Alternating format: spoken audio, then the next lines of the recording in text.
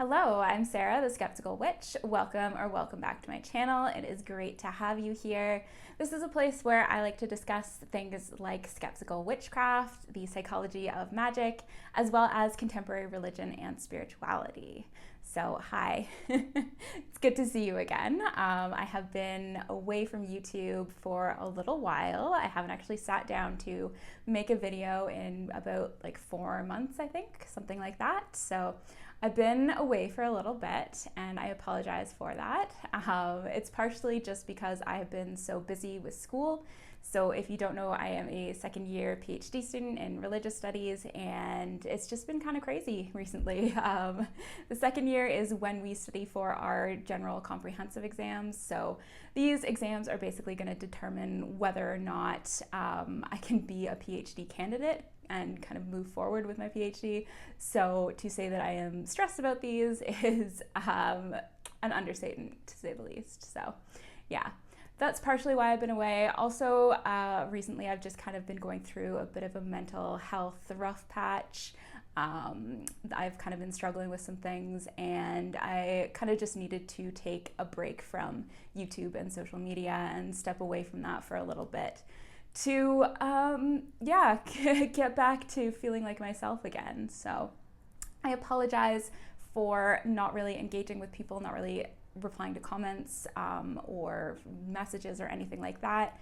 I just kind of needed to step away from everything for a bit, but I'm feeling much more like myself now and I am really happy and excited to start making videos again and to really start engaging with you guys who watch my videos again. So in my last video that I made months ago, I talked about secular humanism and some of the history behind that and the connections to the Enlightenment and basically got into why I'm not a humanist. And today I want to expand beyond that and talk about the philosophical movement of posthumanism and how this kind of arose as a reaction to Enlightenment humanism and some of the issues with that. So I take a very post-humanist perspective in a lot of my academic work, but it's also something that I apply to my everyday life and to my spirituality. So I want to discuss post-humanism in relation to spirituality, specifically in relation to paganism and witchcraft and eco-spirituality and things like that. As always, of course, all the sources that I use in this video, anything that I use for background information, as well as further reading will be included in the description box down below. So if you're interested, you can check that out. So just to recap some of what I discussed in my previous video, humanism is something that really came out of the European Enlightenment. It evolved in tandem with this idea of human beings as these rational, intellectual subjects. It was very closely linked to kind of the science that was developing at the time and has since developed into this idea that human beings do not need any idea of God, the supernatural, or anything like that. So secular humanism, it really rejects anything that we would consider supernatural. So anything that can't be explained by mainstream science, really. As the name humanism suggests, it is all about the human, right? So all about the human in opposition to being all about the divine, for example, but also very much about human agency, human rights, human freedom, things like that. But as I discussed in that last video, the kind of problem with this was that as humanism developed, it was based on a very specific idea of the human. It was based on a very specific form of the human, right? And this was the straight, white, European, able-bodied male, right? So anyone outside of that was considered non-human or subhuman and therefore not deserving of these human rights. So a lot has changed since the Enlightenment, but one thing that has kind of remained is humanism being based on certain binaries. Humanism has always been based on the binary between human and non-human. It's just that our idea of what is actually human has changed a lot, right? So now we consider all human beings to be human, whereas that wasn't once the case. It's also based on this kind of binary between the rational and the irrational, right? Or between science and religion, for example, or science and superstition. Humanism has always been about kind of clearly demarcating these boundaries And for kind of a lot of human history, certainly kind of during that Enlightenment era, people who were not considered to be human, so people of different races, women, they were considered to be irrational, whereas that like straight white male prototypical human was seen as being rational in opposition to that. Humanism has also always been fairly anthropocentric, so it's all about the human, obviously. It's kind of in the name. Human beings are at the center, and whereas kind of other non-human things may be taken into consideration, like animals and the environment, they may be taken into consideration as a part of humanism. Human flourishing and human well-being is still the top priority, and everything else kind of revolves around the human in a sense. So I think in my last video as well, I had started to get a little bit into posthumanism and how this is a movement that is basically a reaction against secular Enlightenment humanism and that legacy. So it reacts against this idea of the like rational, bounded human subject, and it really rejects those dualisms that humanism is founded in, as well as its anthropocentrism. So people have said that posthumanism is a kind of post-anthropocentric and post-dualistic philosophy or critique or movement. Significantly, it rejects this like really harsh split that we have in modernity and within humanism between humans and non-humans, as well as the harsh divides that we create between nature and culture in our kind of Western modern society. Posthumanism is essentially a way of thinking about human subjectivity differently. So instead of just being these like intellectual, rational, kind of isolated human beings, posthumanism really works to reinsert the human within the wider matrix of being. So within like these wider webs of being that we're all enmeshed within, that include our material environments as well as our bodies and things like that. So from a post-humanist perspective, we are relational beings, we are multiplicitous beings, we are kind of co-constituted by our environments, and we are our bodies, really. We are our bodies that exist in a world of bodies.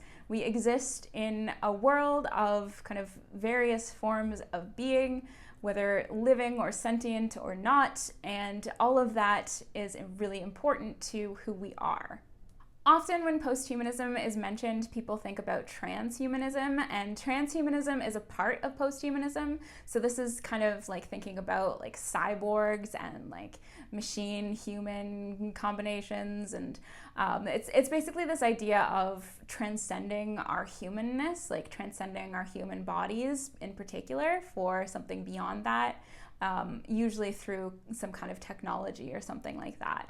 So posthumanism includes transhumanism within it, but the kind of posthumanism that I'm talking about is more like critical, philosophical posthumanism that isn't necessarily connected to that transhumanism aspect. The posthumanism that I'm talking about is really concerned with the more than human, the other than human, the non-human.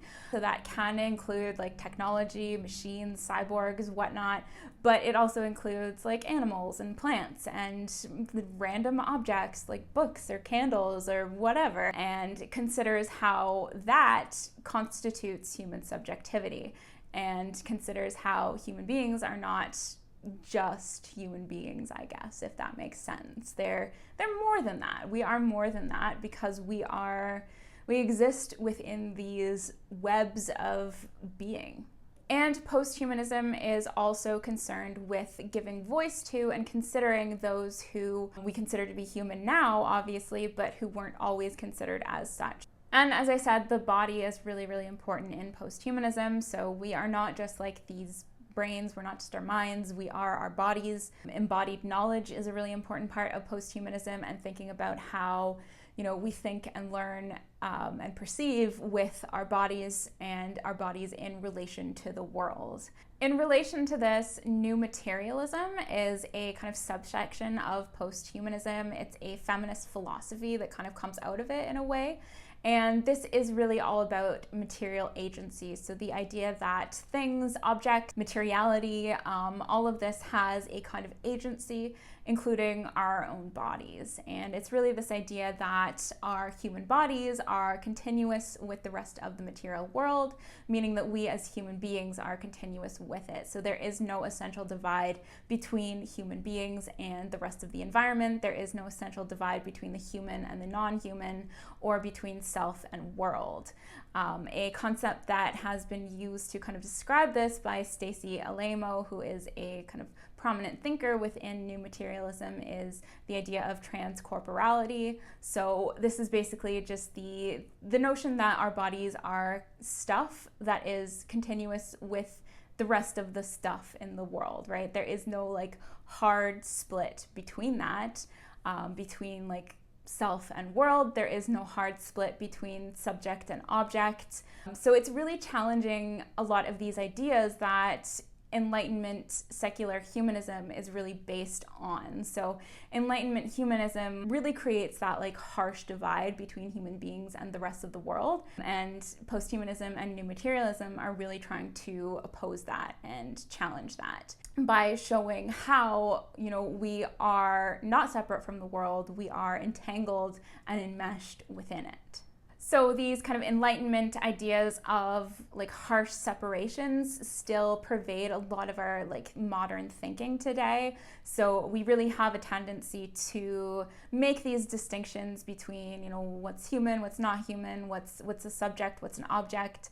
We tend to really be inclined to categorize things and separate them. And the kind of New Materialist perspective is that this is wrong, essentially.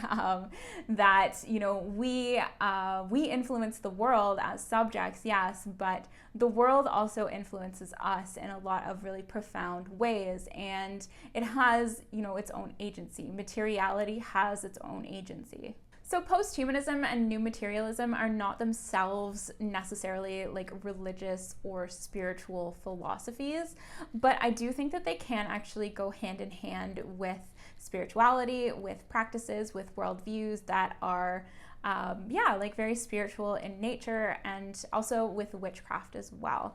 So there are some thinkers within the movement, like Jane Bennett, for example, who does try to separate New Materialism and posthumanism from spirituality and kind of like maintain that they can't really be combined. But then other thinkers within the movement, other prominent thinkers, kind of reject this and have actually very explicitly tried to connect New Materialism, posthumanism with spirituality and religion. So Karen Barad, for example, has connected New Materialism to the Kabbalah and like Jewish mysticism.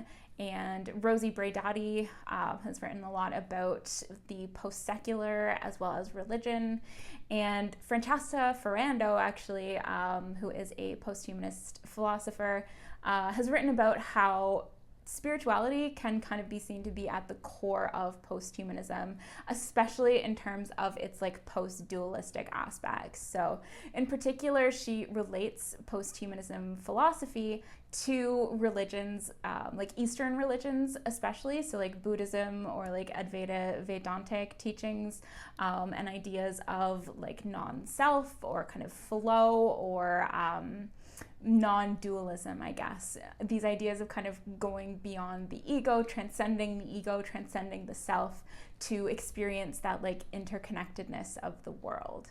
Some people have argued that posthumanism can only be applied to like non-monotheistic religions. So for example, Christianity is not something that would be seen as being like a post-humanist or new materialist religion at all, largely because humans are very central in Christianity. Man was made in God's image, right? So man has kind of dominion over the earth, and there are these very like structured hierarchies in Christianity and other monotheistic traditions where like you have God at the top, followed by like divine and other spiritual beings, and then human beings after that, and then kind of everything else after human beings, right? So Christianity is definitely a religion that is very, it's almost like it's humanistic in a sense. And in my last video, I did kind of discuss how secular humanism kind of came out of Protestant Christianity in a sense. It kind of evolved into that and led into that. So yeah, Christianity is a little bit like, it can be said to be kind of tied to humanism in that sense, and it is very, very anthropocentric.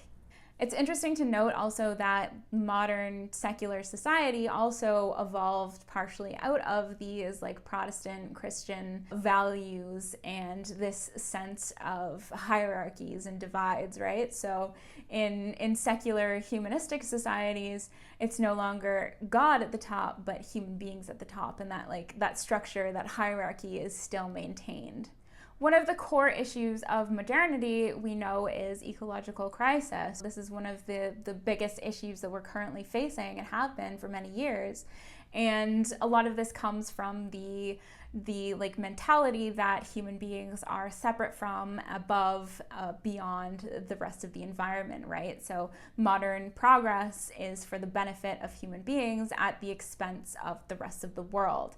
And this is a very like humanistic ethos that this comes out of, right? The kind of placing the human above all else. And posthumanism is really intent on challenging that and hopefully responding to some of this to prevent further ecological devastation. These ecological, environmental aspects and that like environmental consciousness is a pretty big part of posthumanism and new materialism. And I think it's something that like really attracted me to posthumanism as like a philosophical perspective, and also as something that can be tied into my spiritual practice. New materialism is also really connected to eco-materialism, which is a term I think from Stacey Alamo, as well as material eco-criticism, things like this. Basically considering the environment as kind of a core aspect of concern, and something that, you know, we need to be kind of paying more attention to as human beings on this planet, living together with non-human beings. So there are definitely like certain Eastern traditions that posthumanism can be applied to, but I think it also applies well to eco-spirituality. So things like paganism, forms of paganism, as well as various forms of witchcraft as well that can be considered to have that kind of eco-spiritual nature, spirituality kind of aspect to them.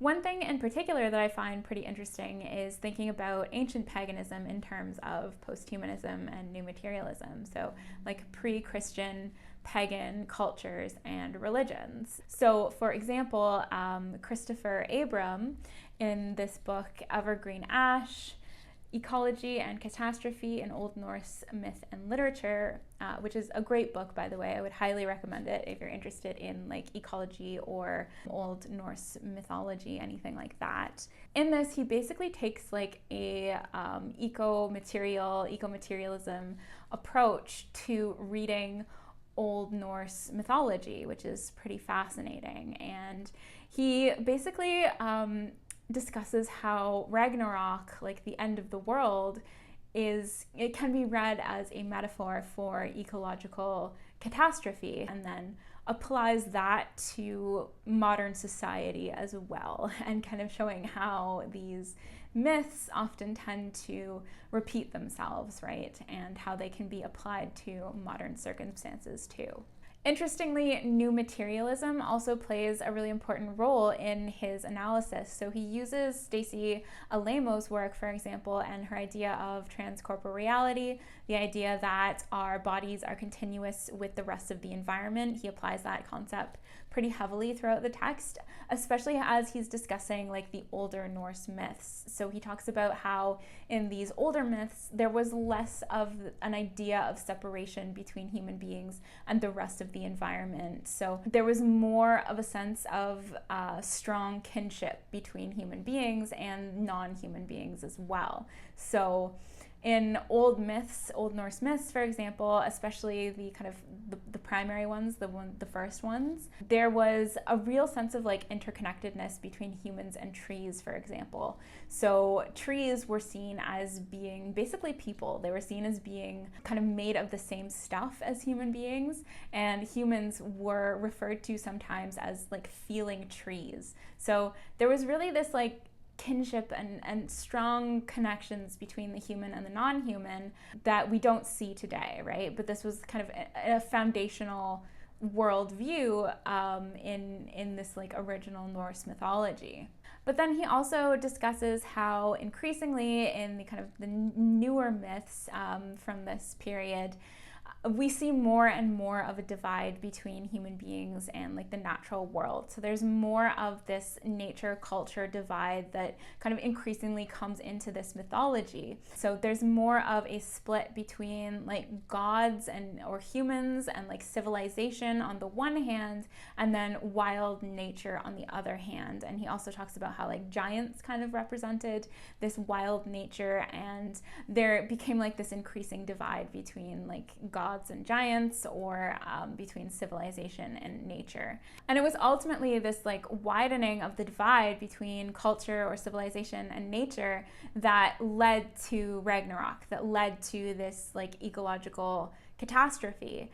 And this is something that he applies to our modern day as well, since we can see this happening too. Like the further humans divide themselves from the natural world, the more that they see themselves as existing apart from it, the worse our like environmental circumstances become. So these older Norse myths, they really go to show that there is no idea of like pure nature. There's no nature that's separate from the human. There's no nature that's like separate from culture, essentially, right? Like this is a false divide that we create as we attempt to categorize and separate things. And the more that we try to like create these divides, the worse our circumstances actually become. And this is kind of one of the central arguments of posthumanism and new materialism. And I just think it's really interesting that it can kind of be seen in these Old Norse myths as well, and like in kind of these ancient pagan worldviews and cosmologies. And this is also something that we can see in like Celtic cosmologies, for example, too, like that kinship between humans and non-humans, those interrelations between humans and trees as well. That was also a big thing for the Celts. So it's interesting that these like pre-Christian pagan religions coming out of Europe can also be seen to have this like post-human sentiment to them, even though they came before humanism, right? So there is a connection here between pre-humanism and post-humanism, and it's kind of humanism that's like in between them that's the problematic way of thinking about the environment. And now I think that pagans today, or like neo-pagans, also retain a lot of these like post-human elements as well. So a lot of contemporary neo-pagans are pantheists or animists. So there's that kind of sense that there is like some spiritual element within the non-human world, or there is something sacred about the non-human world. There is a kind of agency within the non-human world from these kind of perspectives. Also, a lot of pagans have like a very ecocentric focus to their practice, especially eco-pagans. And a lot of pagans kind of see themselves as being interconnected with the world. They take a really like relational perspective that focuses on kinship with the rest of the world, especially the natural world. One thing that I do think does separate some contemporary pagans from this kind of like post-humanist worldview, though, is the tendency to romanticize nature, to have this idea of like some pure nature that stands apart from human beings, from like man-made things. This idea that there's can be some idea of nature that's separate from humanity, which isn't really the case, and which post-humanism really strives to kind of challenge and to break down that divide between nature and culture. So there are some pagans who, by having this overly romantic idea of nature, of wilderness, that's separate from human interactions, they kind of recreate this binary. In addition to paganism, though, I think that witchcraft as a practice, as a kind of spiritual attunement to the world, also really resonates with posthumanism and new materialism, or at least it can. Like, obviously there is a lot of diversity in witchcraft, a lot of different ways of approaching the craft, but my own kind of practice of it, my own approach to it, I think really has roots in posthumanism and new materialism and these kind of perspectives. And one really, really fantastic resource that kind of shows the connections between these things and really like basically illustrates like where I'm coming from with a lot of my witchcraft, I think, is Sabrina Scott's Witch Body. So this is like an absolutely fantastic book. It's a graphic novel. It's really well done, and if you haven't read it and you're into witchcraft, I would highly recommend it. This is, I think, definitely my favorite book on witchcraft, and one of the few books on it that I've really, really enjoyed and really, really connected with. And I think that's partially because she takes a very like new materialist, very ecological and very post-humanist kind of perspective when it comes to magic. So she really emphasizes the embodied and sensual and material aspects of the craft. So within this book and from this perspective, magic is essentially material. It's all about kind of recognizing the connections between various things, recognizing kind of that like interconnectivity and harnessing that within magical and spiritual practice. So it's very much about embodiment and very much about the body, and kind of recognizing that we are these bodies that through that materiality are in connection with all other material things, right? Like we are connected to everything in this world through that materiality, and that is kind of the key to magic and the key to witchcraft in a sense. It's very much about embodied knowledge and the idea that kind of magical ways of knowing can come from our body's engagement with other bodies in the world, right? Whether those be human or non-human. It comes from this idea that, you know, knowledge is more than just intellectual, rational knowledge, right? Like we think to a great extent with our bodies, and we think to a great extent through things in the world. And it's not just all about like the brain and like what's happening kind of in that cognition. It's more than that, and magic and witchcraft embrace that, at least from some perspectives, and definitely in the way that I approach magic and witchcraft, the body and embodied knowledge and feeling and things play an important role.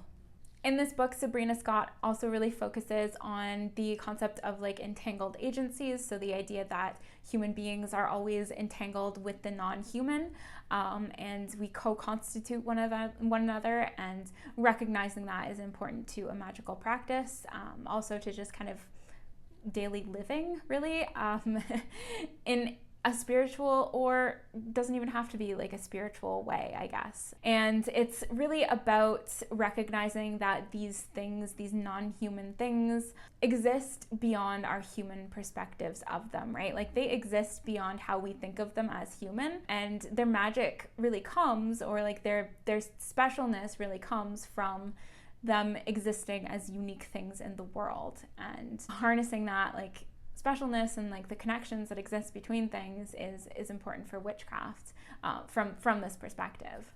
There's this idea that humans are not like these bounded rational beings, but are porous, and we flow into the world as the world flows into us. And witchcraft is kind of about acknowledging that, and also it can help us notice things more. Like witchcraft can be a practice that helps us with the art of noticing and the art of listening to non-human things, because the non-human world has a lot to tell us and a lot to teach us, and we can learn from that if we only listen to it. So there are a lot of really fantastic passages in this book. Sabrina Scott is an absolutely amazing writer, but I want to read one specifically from this page that kind of gets into what I've been talking about in this video. So she writes that magic provides an important counterpoint to how knowledge is positioned within colonial post-Enlightenment frameworks, which have in many ways contributed to large-scale estrangement between human bodies and other than human bodies, to the extent that many humans can only see themselves when the word body is referenced or notions of agency and capacity for action considered. Magic, through practice, shifts these understandings, opening up notions of world, body, agency, and action. Magic is literally in the doing. It's listening to other than humans and knowing that this listening is important. This is philosophy. It is world making, world noticing, world sustaining. How we move among other bodies betrays our ontologies, our philosophical grounding. This doing is a form of philosophical engagements. To be is philosophical work. It is love, care. It is the choice to orient oneself away from the idea that our actions have no consequences. Magic invites us to be better. So this, I think, is a really fantastic passage that kind of sums up the text and sums up maybe what I'm talking about here as well, and the kind of connection between this new materialist, post-human kind of framework for thinking about things and how that can be applied to a magical worldview or to the practice of witchcraft.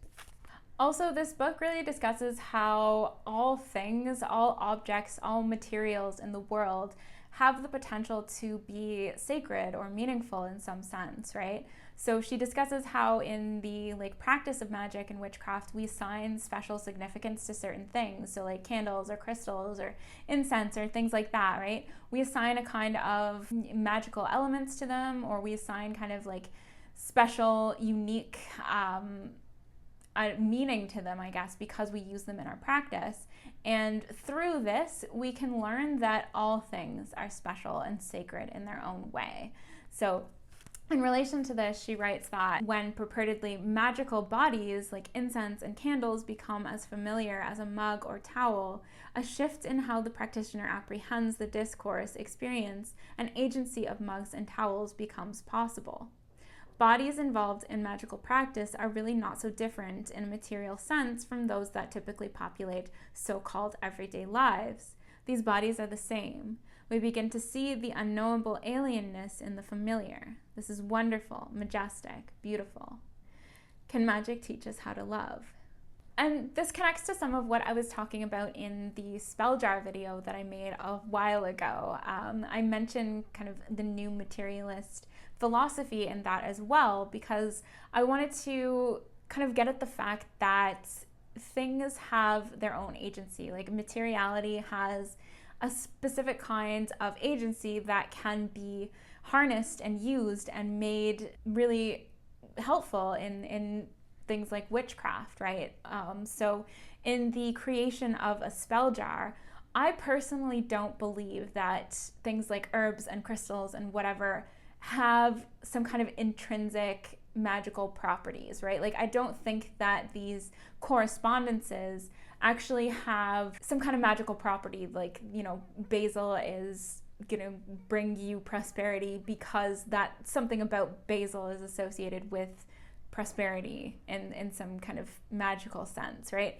I come at it more from the perspective of things are magical and they have magical potential because they have a certain impact on us, because of the associations that we make with them in our minds, and because we have these material connections with them, right? It's because of their material agency that they can have certain impacts on us. Basically, these things are special and magical simply because they exist and because they are material and because that materiality is going to have an impact on us in some way, because we're also material and we kind of live in these interconnected webs of material being with these things. So I don't know if that's super confusing or makes sense, but this is really how I approach witchcraft, I guess, and it's an integral part of my own practice. So I'm gonna end this pretty long video here. I hope that most of that made sense. I'm really afraid that I'm gonna watch this back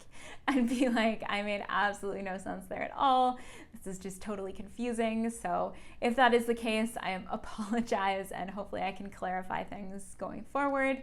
But I hope that you enjoyed parts of this video at least, and maybe understand why I don't call myself a humanist, but I do consider myself to be kind of a post-humanist, both academically and spiritually. And also just how post-humanism can be a kind of spirituality, a kind of spirituality that doesn't necessarily have to be religious, a kind of spirituality that doesn't have to be theistic, a kind of spirituality that could even be considered secular in a sense, right? Like a kind of way of orienting oneself to the world in a meaningful sense, and a way of engaging with the world in kind of meaningful ways that go beyond considerations of the individual self or the human in general. And again, I'm sorry that I disappeared from YouTube and social media for so long. I don't plan on doing that again.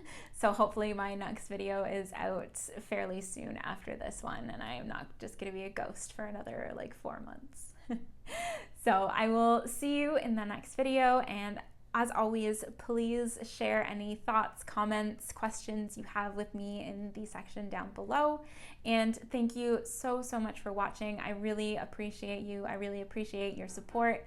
I am at over 3,000 subscribers now, which is absolutely ridiculous and crazy and like just mind-blowing to me. So thank you so much for subscribing, for watching, for interacting with my videos. I appreciate all of you, and I'll see you later.